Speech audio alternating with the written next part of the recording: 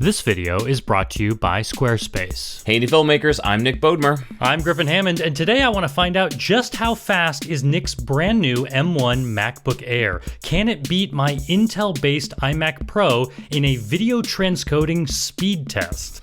Let's find out. Yeah, I want to get right to this. We thought about this idea in our last episode of you have this brand new M1 processor in your new MacBook Air. Yep. And I've only heard that these things are very fast. Like every test I've seen, they seem to do very well against Intel-based Macs. That's the story. So it's going to be interesting because you have two pretty good, expensive systems there. So it's going to be interesting to see how close the MacBook Air can get, or even if it could beat it in any of these. I'm not 100% certain it's going to beat it, but we'll find out. Right, so we wanted to give it a very real-world test, and Nick suggested in our last episode that we just render out the podcast. So we have let's see how long our episode was last week. It was a 42-minute episode, and so I've sent Nick the full Final Cut Pro 10 project. Yep. He has all the exact same files. We haven't rendered it, so it's just sitting in a timeline, unrendered, in Final Cut Pro 10 on my iMac Pro and your MacBook Air. It's also on my 2017 MacBook Pro as well, which is also Intel-based. And we're going to do a render test in Final Cut, and then we'll take a ProRes file and run it through Media Encoder, Adobe Media Encoder, to see if that gives us any different results. And then we'll also do a transcoding test out of Final Cut to see how much quicker each of these are.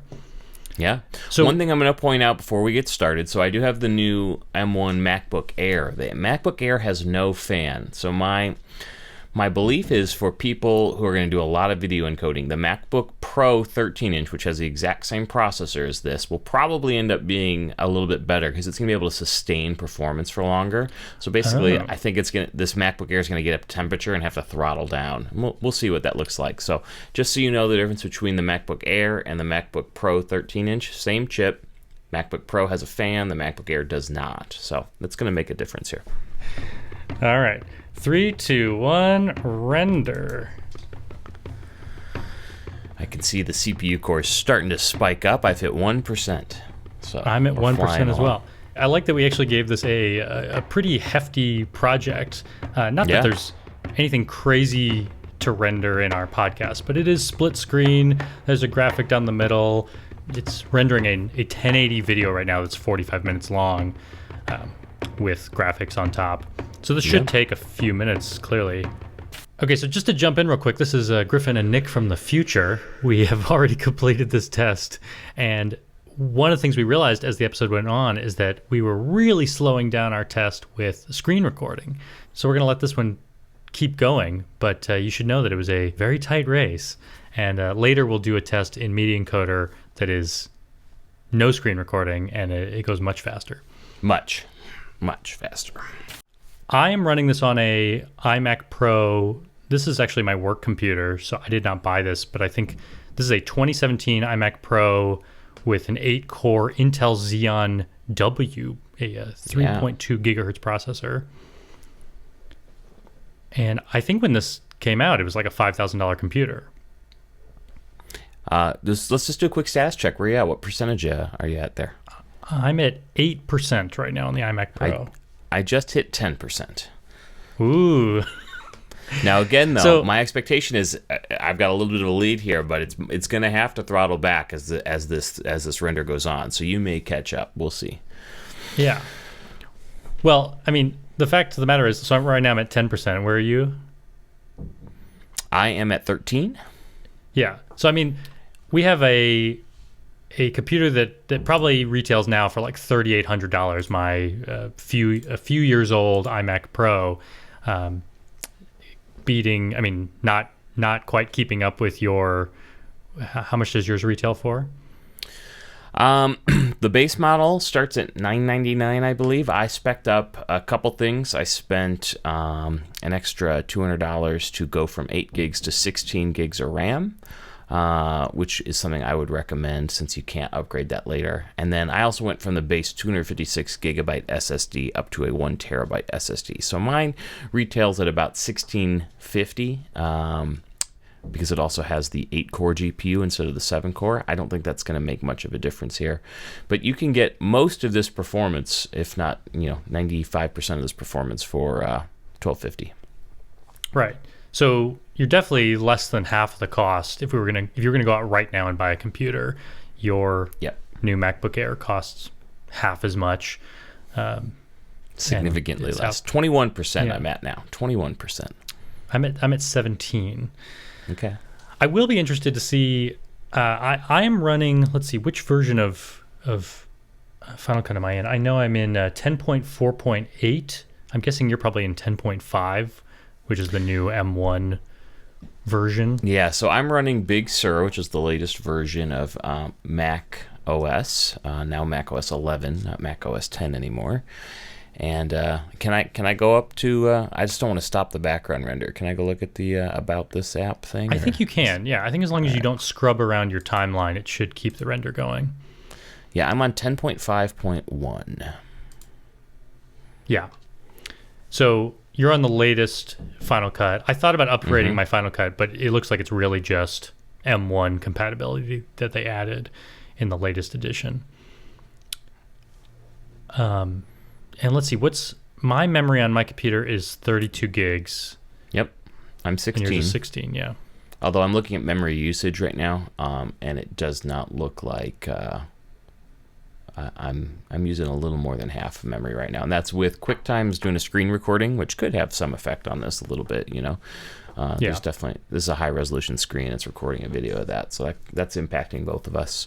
I'm looking at my cores right now. So the M1 Mac has 4 high performance cores and 4 what they call efficiency cores. For a while they were all 8 kind of maxed out. Now I'm seeing 4 of them maxed out, 4 of them not doing as much. So I'm wondering if we're hitting some of that thermal throttling right now. Yeah, we'll see.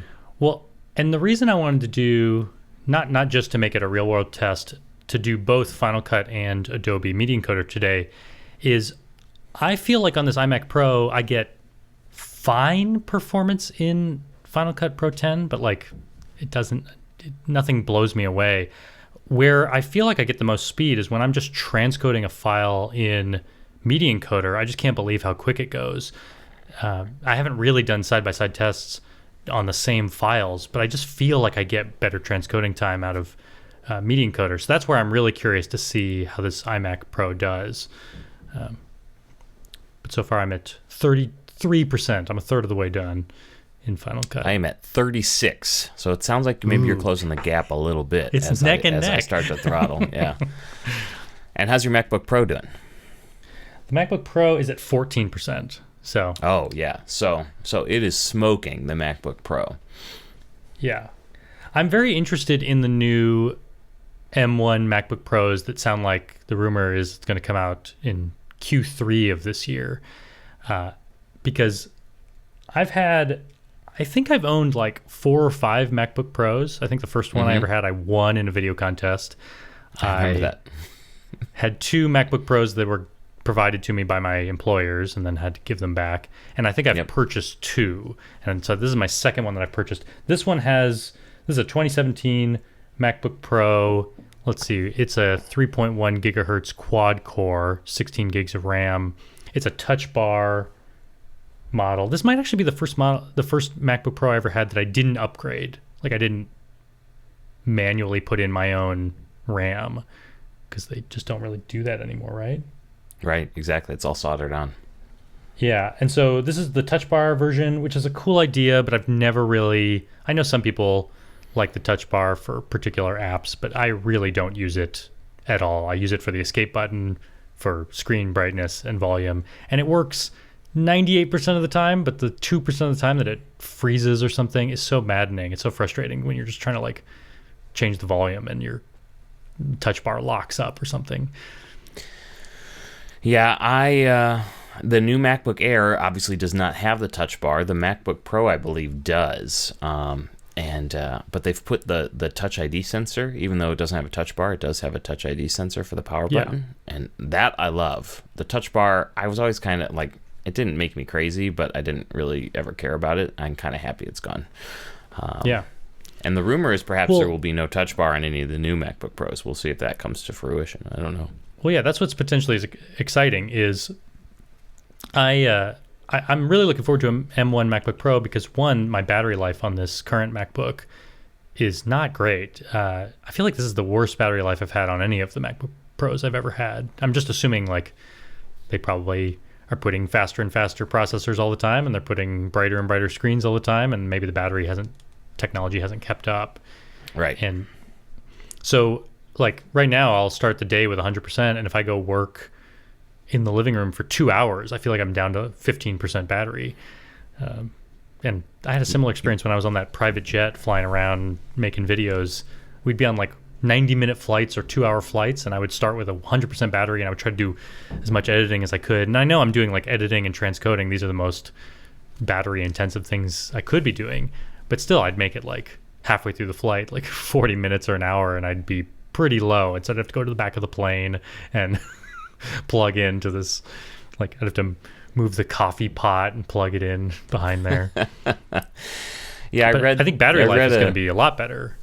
Oh, significantly. So I read a test they did. They took, I think it was WebKit they were developing. So it's like, they took all the source code to WebKit, which is like what makes Chrome or Safari, and they took an old MacBook Pro and compiled the code, and the MacBook could not compile the code on a single charge because it's a huge, huge project. And the MacBook Air, or the MacBook, maybe it was the MacBook Pro 13-inch with the M1, did it with 70% battery remaining. So it's like, don't do it at all, or so yeah, you'll see a significant battery improvements. And the assumption is these new MacBook Pros that come out are going to have an even higher performance M1 chip. Maybe it's going to have double the performance cores or something like that. So everyone's in love with the performance of these things, but the expectation is it's going to get even better from here, because this is kind of like the low end, MacBook Air, little tiny 13-inch MacBook Pro. So it's pretty exciting. Yeah, and like you said, the rumor is that they might remove the touch bar from this MacBook Pro coming out in Q3, which I guess, that could be October. Yeah, who knows? With Apple, it's always up in the air. I'm at 63% now, just as an update. I'm at 62%. Well, see, you are closing in. Now I see all my cores getting used again, so I wonder if it kind of throttled down, cooled off a little bit. Now it's throttling back up, but we're flying along. The other rumor is that they may add more ports to the MacBook Pro. So people are wondering, like, could they add a SD card back, or SD card reader back in, or an HDMI port? I wouldn't put money on it, but God, wouldn't that be nice? Yeah. Yeah, my MacBook Air has 2 ports, whereas the expectation is the next ones will have at least 4 ports. That's kind of what the high-end MacBook Pros had before, so it would make sense. I had a question about the MacBook Air. Are both ports? Can you charge through both? Yes.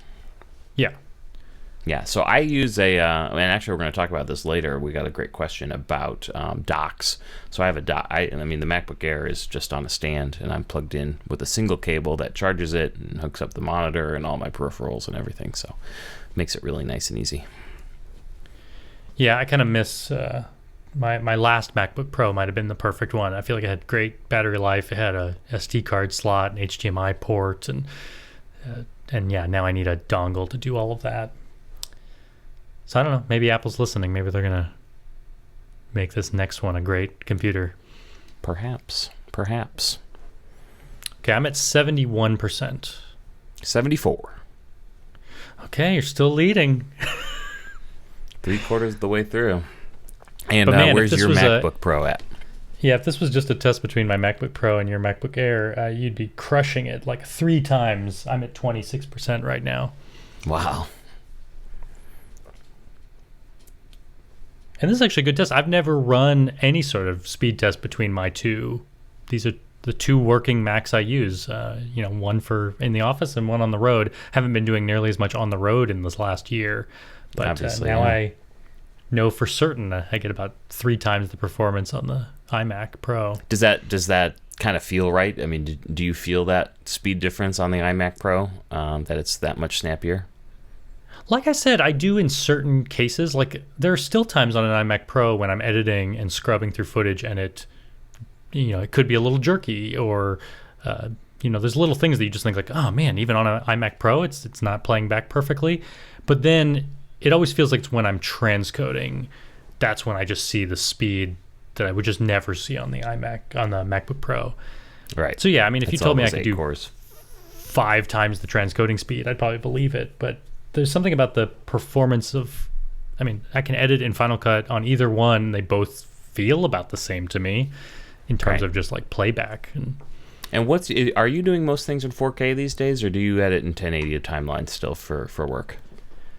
I'm doing a lot of 1080 editing these days. I mean, for freelance clients, I usually edit in 4K, even though that's what's funny is like freelance clients generally don't even need it in 4K, but I like to start the project in 4K and end it in 4K, and then if I have to give them a 1080 file, that's fine. But I'm usually shooting in 4K. I'm shooting this in 4K, even though we don't really need that. I just like having, like good quality in means good quality out, even if you're editing in 1080. But yeah, like the podcast is in 1080, and then everything I do for the recount is a 1080 export, which is huge for transcoding times. Like, well, I was going to say, so much what you're trying to do is short turnaround, right? That workflow probably speeds up uploading and all that stuff. Right. In the news, you don't need 4K generally, and in case you forget the dimensions of these things, 4K is 4 times bigger than 1080, twice as tall and twice as wide. So you would imagine when you get to the transcoding stage, everything's going to take 4 times longer and 4 times the upload time. And yep. All right, we're getting near the end here. I'm at 88%. I'm at 93%. Oh, I think you're going to cross the finish line first. Seems that way. It seems like it slowed down for a little bit, probably thermally throttled, and maybe it found some cooling and is going back up. I will say, because I've just heard so much hype about M1, I kind of went into this race thinking that you would like get there twice as fast. I didn't think it would be a close race. Well, I mean, if you compare it even against a high-end MacBook Pro, though, it's totally destroying it. You got to step up to a full desktop class, workstation class processor to even be close, which is just crazy. Yeah, and I bet if we came up with a lot of different tests, especially something that wasn't so long like this, we could probably find some example where your M1 can do something 5 times faster than mine, but it would just take the right quality of test. I'm at 99%. I'm at 94. This is a good test, though, because this is a very real-world thing. It's a real podcast episode. I'm at 95. Okay, so you did it in just under 16 minutes. Right. And I'm almost there. My MacBook Pro is still at 34% right now. So I think we're going to let the MacBook Pro just render for the rest of the episode. It's not going to be able to do our other tests with us. We're not going to wait for it. No. Okay, I'm done at 16 and a half minutes. So you beat me by like 40 seconds, which actually is a pretty tight race. Yeah, I'd say so. And I just pulled up my temperatures. It's at 149. Now it's dropping to 145, 147. I kind of just want the temperatures to stabilize a little bit before we do the next test. Give it a fair shake. Okay. Nick doesn't want to burn up his brand new computer. No, I just want I think it'll give us more performance to make it a little bit more fair, the next test. All right, test number 2 is we're going to take the entire 45-minute ProRes video file for our last podcast episode and throw it into Media Encoder. And this is where I think the iMac Pro could do pretty well, because my experience is that my Adobe Media Encoder transcodes happen really fast. Okay. So now that we have screen recording turned off, let's do 3, 2, 1, go. Oh yeah, it's flying now. It's flying. Yeah, the screen recording was taking up a lot of processing power. I've got 9 minutes remaining. I have 8 minutes and 22 seconds remaining. Screen recording was locking up the GPU probably and really slowing stuff down. Yeah. Fun fact. This test to me is a very real world test, because if you edit in Final Cut, you may know that when you render everything out, it actually renders into a ProRes format. So if you were to go export right now from Final Cut after we did this full render and you just export ProRes 422, it should take a nominal amount of time. It should come out really quickly because it's pretty much just copying the data because it's already done the render. And so a lot of times I will work with a ProRes file that's come out of Final Cut, and I might do my transcoding, especially if I'm going to transcode a bunch of different files. I might do it in Media Encoder rather than natively in Final Cut. I've also worked out a similar workflow for Premiere where I'm rendering in a ProRes timeline, and when I'm done, I just export ProRes. It happens in seconds, and then I drop it into Media Encoder.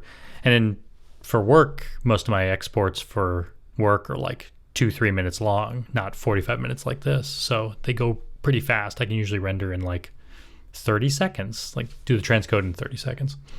So this is a little different in that Adobe Media Encoder has not been updated for the Apple M1 chip yet. So the chips use a different language, if you will, and applications have to be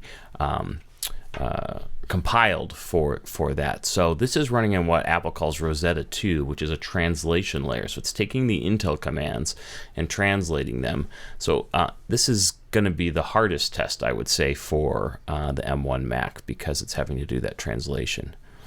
Okay, jumping ahead a few minutes, where are you now, Nick? We're almost there. I'm 7 minutes in and what looks like about 93% done-ish. Yeah, it looks like you might beat me by about a minute. I have 1:30 left on this clock.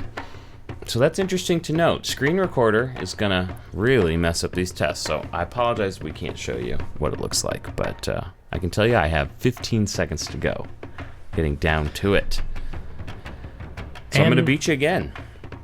Yeah, that makes me sad because for some reason I thought that maybe in Media Encoder, especially since you're running Media Encoder not really natively. And I mean, you're running it in Rosetta 2. Complete 7 minutes 33 seconds was the total time for me to export that 40-some minute ProRes file to an H.264. Yeah, and you beat my expensive iMac Pro by a full minute. And again, that's running not using Rosetta 2. It's not native ARM. Now, if it's offloading that to an H.264 encoder, perhaps that doesn't matter. Maybe that's that. The update to M1 might not make a huge difference for this particular workload. I'm not sure. Be interesting to find out when Adobe releases that update. I know they've got Premiere in beta right now, running on M1. I bet that's pretty nice. Well, should we try the Final Cut export? Yes. Let's go to Final Cut, share, master file, settings, H.264. I'm ready. Okay, 3, 2, 1, save your file. I guess this is also an interesting test for me to see how can Final Cut Pro 10 compare in transcoding time to Media Encoder. All right, let's we'll jump forward a couple minutes and see where we're at. Okay, I'm at 93% right now. Okay, I'm at 86. Ooh. All right, I just finished up. So I'm at 93%. Now, again, we didn't let the M1 cool off before we started this one, so, it was already thermally throttled, but there it is, it's done. So the M1 Mac won 2 out of 3, is that what we're saying? Oh, you won the Media Encoder test. I sure did. Yeah, I forgot. I don't know why I forgot. That surprises me. That, I mean, like you said, we didn't let it cool down beforehand. Maybe you'd think it would win all 3 or none of the 3, but to go 2 out of 3 is interesting. But yeah, the temperature. I figured you'd win the native Apple test, the Final Cut transcoding test, and then if anything, I might win the Media Encoder test. I don't know, just because I'm not running it on Rosetta 2 like you. Right. Yeah. In conclusion, these M1 Macs are freaky fast, especially for the price. It's kind of insane. Yeah, definitely cheaper right now more bang for your buck to get a MacBook Air than to go out and buy a brand new iMac Pro. I would not buy an iMac Pro or an iMac or any Intel Mac at this point unless I absolutely had to. Yeah. Well, you get the 13-inch MacBook Pro. Oh, yeah. That has the M1. So they currently have a 16-inch MacBook Pro, which replaced a 15. It's an Intel still, a 16-inch MacBook Pro. Same form factor, but they made the screens bigger. But it is rumored that the next one it will be a 14-inch MacBook Pro instead of a 13-inch. I see, yeah. So that is what we're expecting to see. So by the end of the year, they may have a 13, a 14, and a 16, and the 13 and the 14 will be roughly the same form factor, but the 14 just makes better use of that real estate to do like a screen to the edge. Is that what I'm understanding? Yep. Yeah. And I should mention that during this test, my MacBook Pro finally finished its original render. It took 46 minutes. So roughly 3 times what ours took. We crushed the MacBook Pro. Yeah. Well, we learned a lot today. It's valuable. And right after our break, we're going to answer a couple questions from our audience. One about Macs and one about how we shoot this podcast. Very exciting. But first, we're going to thank our sponsor. Indie Filmmakers is brought to you by Squarespace. From websites and online stores to marketing tools and analytics, Squarespace is the all-in-one platform to build a beautiful online presence and run your filmmaking business. One thing we don't talk a lot about as freelance filmmakers is emails, email lists, building email lists. It seems so outdated, but these days with social media, when you are trying to reach people, you can be limited by the algorithms and how far will they let you reach. But if you control your own email list, you can reach those people. I want to encourage you to use Squarespace email marketing tools. You can build an email list right there on your Squarespace site, build an audience that you don't have to worry about if you're reaching them or not. So check out squarespace.com for a free trial, and when you're ready to launch, go to squarespace.com/Griffin to save 10% off your first purchase of a website or domain. So Nick, we have a question that actually came into you. This is from Cameron, who emailed to say he just retired a 2013 MacBook Pro 13-inch, and he now has the 2020, the brand new MacBook Pro 13-inch M1 that you were just talking about. And he's new to USB-C and wondering now, like, how do I plug in all my stuff, like HDMI and SD cards? What he's wondering, like, there's a whole bunch of hubs out there. So what would you recommend? This is the most confusing part about new USB standards and Thunderbolt and USB-C, etc., etc., etc. So the new M1 Macs have USB 4/Thunderbolt 3 ports. So they're all USB-C. The connector is called USB-C, but there's two different kinds. There's USB, which is USB 4 now, and there's Thunderbolt. And there is a Thunderbolt 4, but these don't have it. It's Thunderbolt 3. So it's all in one port. USB 4 includes Thunderbolt 3. So if you're just looking for something basic, like you want some more ports and you want an SD card reader, they've got like $25 dongles you can get online that are USB hubs or dongles, and they just give you all those extra things. If what you're looking for though is more of a docking station, like what I have here is I put my laptop in a stand, I plug one cable in, it powers the laptop, it hooks up my monitor. It's running I've got a 4K monitor hooked up to it, has all my peripherals attached, and for that I'm using a Thunderbolt dock. So instead of using USB, it uses Thunderbolt, which gives it more bandwidth and things like that. So it kind of depends what you're looking for, but in general, if you're looking to attach a display and power it, you're going to want to look for one of these Thunderbolt docks.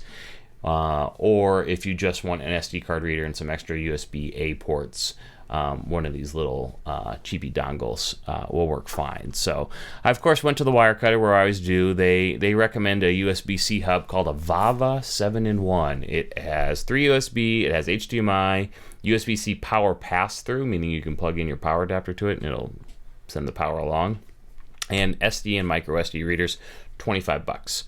The Thunderbolt docks are all quite... Is that a USB? That's a USB dock, not a Thunderbolt? That's a USB, correct. Yeah, it uses USB-C, but it's using the USB protocol, so it doesn't have quite the bandwidth as if you attach one of these Thunderbolt 3 docks. So I personally have the Promise TD-300, which was like $250, $300. They're pretty expensive, but they do quite a bit more. And the Wirecutter has an article recommending Thunderbolt docks as well. They recommend the CalDigit TS3 Plus, which has a variety of things, but will charge the laptop and connect everything over Thunderbolt. So kind of depends what you're looking for. You can go from $20-ish to $300-ish pretty easily.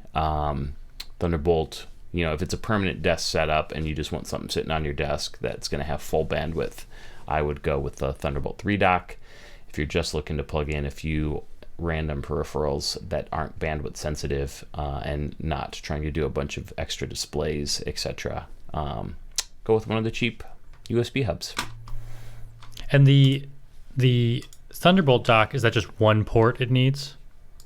Uses just one port on the Mac. Yep. So I have a single cable I attach, and it charges it, plugs in the monitor, plugs in my external SSD, all my audio recorder, my video capture card, mouse, keyboard, all that good stuff.